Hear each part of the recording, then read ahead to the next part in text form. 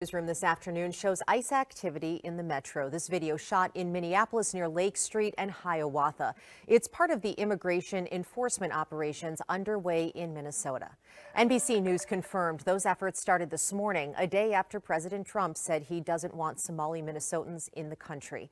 It has sparked new fears for Minnesota's immigrant community, with those groups speaking out today about what they believe is targeted enforcement. Danny Spiewak heard from them today and begins our team coverage. Danny?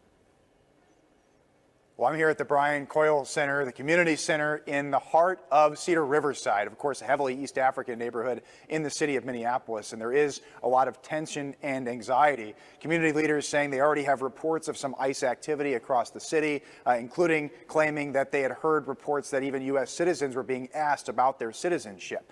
And they say that they are calling on everyone to denounce what they call divisive rhetoric from the president. In the heart of the Somali American community, nothing seemed visibly out of the ordinary on Wednesday. But here in the Cedar Riverside neighborhood, many people described feelings of anxiety and fear about ICE's ongoing operation. This is a moment for Minnesotans to step up. Jilani Hussein leads the Council on American Islamic Relations Minnesota chapter. I want people to know that the Somali American community is an extremely resilient community. We went through a lot of challenges. He estimates that the vast majority of the 80,000 Somali immigrants in Minnesota are either citizens or have a path to citizenship, putting the number of undocumented immigrants in the hundreds. Also, the fraud cases that President Trump has cited in his attacks on Somalis have overwhelmingly involved U.S. citizens. Attacking a community for the acts of individuals is not only wrong and evil, but it's basically the best description of racism.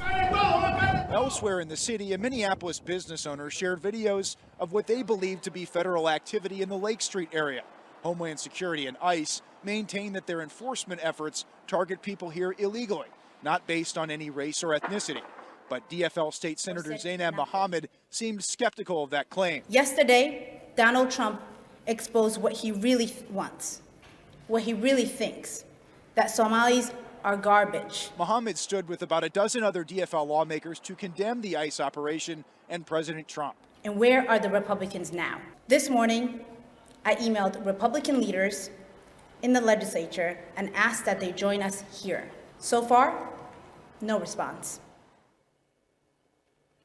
Now, we have heard in the last couple of days from leadership, Minnesota Republican leadership, both in the Senate and the House, and they have been broadly supportive of immigration enforcement efforts, saying that anyone here illegally should be removed from the U.S. Back to you.